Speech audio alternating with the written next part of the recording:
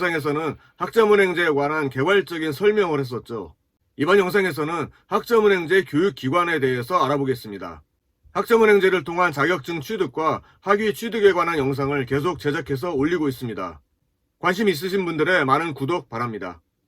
한 번 더 말씀드리지만 저는 특정 교육기관의 학습 플래너나 상담원으로 소속되어 있지 않고 또 특정 교육기관을 홍보할 목적으로 영상을 제작하지 않습니다. 경우에 따라서 영상 내용의 이해를 돕기 위해 몇 군데 교육기관 정보를 제시할 수는 있지만 홍보가 목적이 아니라는 점을 분명히 밝혀둡니다. 학점은행제 교육기관은 크게 두 가지 유형이 있습니다. 바로 오프라인 교육기관과 온라인 교육기관입니다. 오프라인 교육기관은 동국대학교 전산원이나 건국대학교 미래지식교육원, 광운대학교 정보과학교육원과 같이 대학교에 부설된 평생교육기관에서 학위를 취득할 수 있는 교육과정을 개설하고 있습니다.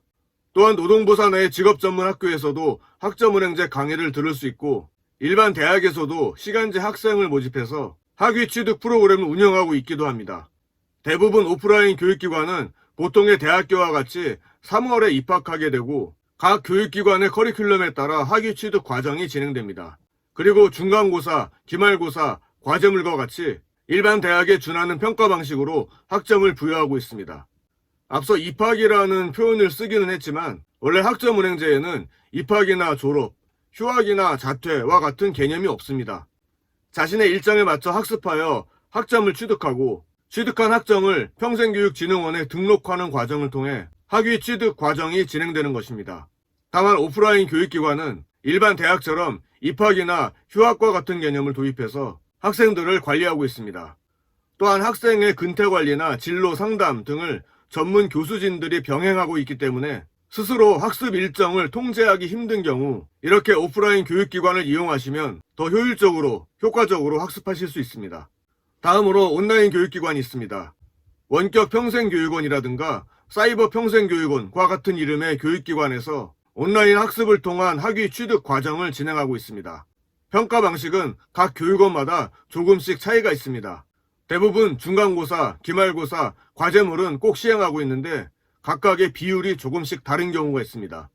그리고 추가적으로 퀴즈나 토론, 수업 참여도 등의 기준으로 평가하여 학점을 부여하고 있습니다. 온라인 교육기관을 선택하실 때는 이러한 평가 기준도 알아보시고 학습에 임하시는 것이 중요합니다. 이 평가 비율은 시기나 교육원마다 바뀔 수 있으니 교육원의 이름을 공개하지 않고 몇 가지 사례를 보여드리겠습니다.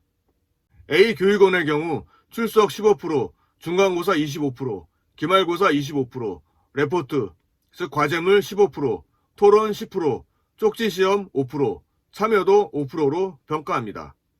B 교육원의 경우 출석 20, 중간고사 25, 기말고사 25, 퀴즈 5, 토론 5, 과제 15, 수업 참여도 5%로 평가합니다. C 교육원의 경우 출석 15, 중간고사 30, 기말고사 30, 과제 15, 토론 5, 퀴즈 5%로 평가합니다. 이렇게 여러 교육기관마다 평가 기준과 방법이 다르기 때문에 자신이 강점을 가진 방법에 비중이 높은 교육원을 선택하는 것도 좋은 방법입니다. 교육기관을 선택하는 과정에서 꼭 알아두어야 할 것이 있습니다. 오프라인 교육기관은 일반 대학교와 마찬가지로 3월과 9월에 개강합니다. 하지만 온라인 교육기관이 오프라인 교육기관과 다른 점은 3월과 9월에만 개강하는 것이 아니라 거의 매월 개강한다는 점입니다. 예를 들어 1학기 개강의 경우 2월에 시작하는 경우도 있고 5월에 시작하는 경우도 있습니다. 또한 2학기 개강의 경우도 6월에 시작하는 경우가 있고 11월에 시작하는 경우가 있습니다. 그러니까 아까 말씀드린 대로 거의 매월 개강하는 반이 있다고 보시면 되고요. 이 점을 잘 이용하시면 빠르게 학점을 이수할 수도 있습니다. 하지만 개강일을 잘못 선택하시면 자칫 원하는 기간에 학위 취득이나 자격증 취득이 불가할 수도 있으니 이 점 필히 알아보시고 수강 신청을 하셔야 합니다. 이 자료 화면은 어느 한 교육원의 수강 신청 화면입니다.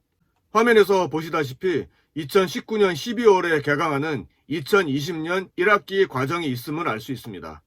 또한 2020년 5월에 개강하는 2020년 2학기 과정도 있음을 알 수 있습니다. 이 사례도 보시면 2020년 1학기 개강인데 1월 9일 개강반이 있고 2월 13일 개강반, 3월 5일 개강반이 따로 구성되어 있습니다. 각 일자별로 개강반은 바꿀 수 없으니 수강 신청을 하실 때 학위 취득 가능 일자나 본인의 학습 가능 일자 등을 확인할 필요가 있습니다. 다른 온라인 교육기관도 거의 대동소이하기 때문에 두 군데의 사례만 보여드렸습니다. 여러분들은 여러 군데 교육기관의 개강 일정이나 프로그램을 알아보시고 선택하는 것이 좋겠습니다. 그리고 학점은행제를 처음 접하신 분들이라면 꼭 알아두어야 할 사실이 있습니다. 학점은행제가 그냥 1년에 무제한으로 학점을 취득할 수 있는 게 아니라는 겁니다. 제도상 정해진 바로는 한 학기에 최대 24학점, 1년에 최대 42학점까지만 취득이 가능합니다. 한 과목에 3학점이니까 정리하자면 한 학기에 최대 8과목, 1년에 최대 14과목까지만 이수할 수 있는 것입니다. 이 사실을 아는 분들도 간혹 수강 신청을 하는 과정에서 실수로 초과해서 수강 신청하는 경우를 종종 봤습니다. 이 초과한 부분에 대해서는 아무리 수업을 들었더라도 학점 취득이 안 됩니다. 이 점 꼭 알아보시고 수강 신청을 하셔야 합니다. 한 개의 교육기관에서 인정받을 수 있는 학점이 정해져 있다는 것도 알아두실 필요가 있습니다. 학사의 경우 총 105학점이고 2년제 전문학사는 60학점, 3년제 전문학사는 90학점입니다. 따라서 고등학교 졸업자의 경우 한 교육기관에서 과목 수강만을 통해서 140학점을 취득할 수는 없다는 것입니다. 그 밖에 다른 교육기관을 이용하거나 자격증이나 독학사를 꼭 병행해야 학위 취득이 가능합니다. 마지막으로 학위 증서에 대해 알려드리겠습니다. 오프라인 교육기관은 학위 증서가 각 대학교 총장 명의로 발행되는 경우가 많습니다. 간혹 교육부 장관 명의의 학위 증서가 발행되는 교육기관도 있는데 총장 명의 자격증과 큰 차이점은 없습니다. 이 부분도 개인 취향이나 선호도를 고려하여 미리 확인해 볼 필요가 있습니다. 그리고 온라인 교육기관은 전부 교육부 장관 명의로 학위 증서가 발행됩니다. 지금까지 온라인 오프라인 교육기관에 대해서 정리해 보았습니다.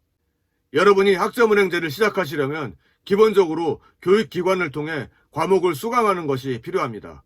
그 외에 전공 관련 자격증이나 독학사를 함께 진행하시면 학위 취득 기간을 좀 더 단축시킬 수 있는 효과가 있는 것입니다.